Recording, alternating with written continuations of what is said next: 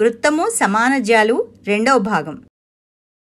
మనం ఇంత క్రితం పాఠ్యాంశంలో సమాన జాలు వృత్త కేంద్రము వద్ద సమాన కోణాలు ఏర్పరుస్తాయి అని నేర్చుకున్నాం.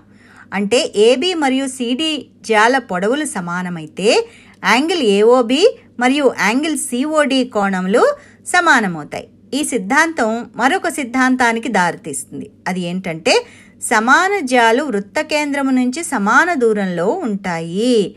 ఇక్కడ దూరం అంటే లంబ దూరము అని అర్థం. లంబ దూరము మిక్కిలి తక్కువ దూరము అవుతుంది.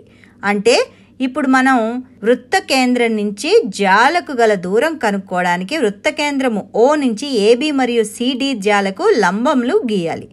కాబట్టి మనం ఓఎం =ON అని నిరూపించాలి. ఏబి మరియు సిడీలు సమాన జాలు కాబట్టి అవి సమాన పొడవు కలివి అని ఇవ్వబడ్డాయి. కాబట్టి వృత్త కేంద్రం నుంచి సమాన దూరంలో ఉంటాయి. అంటే మనం ఓఎం ON అని నిరూపించాలి. ఏబి సిడి దత్తాంశంలో ఇవ్వబడింది. వృత్త కేంద్రం నుంచి లంబములు ఓఎం మరియు ON గీయండి.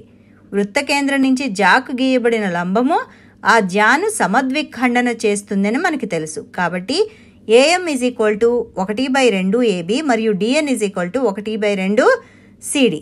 అంటే ఏఎం అర ఏబి, డిఎన్ అర సిడి. రెండు జాలు సమానం కనుక అంటే ఏబి సిడి అని ఇవ్వబడింది కాబట్టి వాటి సగాలు కూడా సమానమవుతాయి. అంటే ఏఎం డిఎన్. ఇప్పుడు ఓఏ మరియు ఓడిల్ని కలపండి. త్రిభుజము ఏఓఎం మరియు త్రిభుజము డిఓఎన్లు లంబకోణ త్రిభుజాలు కాబట్టి ఇవి సర్వసమానం అవడానికి మనం కర్ణము మరియు మరొక భుజము సమానమని చూపాలి.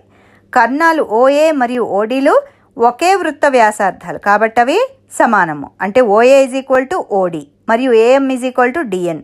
దీన్ని ఇప్పుడే నిరూపించాం. కాబట్టి లం కా భూ నియమం అంటే లంబకోణము కర్ణము భుజము నియమం ప్రకారము త్రిభుజము ఏఓఎం మరియు త్రిభుజము డిఓఎన్లు సర్వసమానము. అందువల్ల ఓఎం ON. ఇవి సర్వసమాన త్రిభుజములు అనురూప భుజాలు. దీన్ని బట్టి మనం ఓఎం ON కనుక సమాన జాలు వృత్త కేంద్రం నుంచి సమాన దూరంలో ఉంటాయి అని చెప్పచ్చు. ఈ సిద్ధాంతం యొక్క విపర్యాయాన్ని కూడా మనం చాలా సులభంగా నిరూపించవచ్చు. అంటే వృత్త కేంద్రం నుంచి సమాన దూరంలో గల జాలు సమాన పొడవు కలిగి ఉంటాయి. అంటే ఓఎం ON అని ఇవ్వబడింది. మరియు జాలు ఏబి మరియు సిడీలు సమానమని నిరూపించాలి. అంటే ఏబి సిడి. మనం మళ్ళా ఇదే పటాన్ని తీసుకుందాం.